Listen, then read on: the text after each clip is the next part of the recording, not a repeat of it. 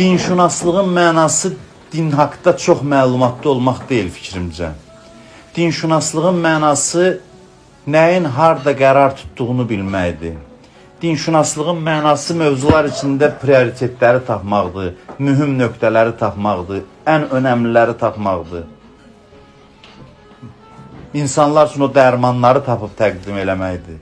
İnsan aptekə daxil olur, orada yüzlərlə dərman var, lazım olanı tapıb vermək hünərdir. Yoxsa ki, onun hamısını qəbul eləsə, insanın ölümünə də gəlib çıxa bilər. Din də belə bir şeydir ki, zamanında, vaxtında prioritetlər təyin olunmalıdır.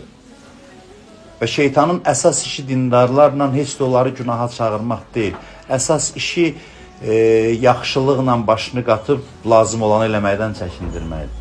Və belə halda insanın vicdanı da sakit olur. Faciəli tərəf budur. Günah eləyəndə vicdan sızıldayır. Yaxşı iş görəndə isə vicdanı o yaxşı işlə sakitləşir və tövbədən də məhrum olur. Və belə şəkildə insanları cəhənnəmə aparır.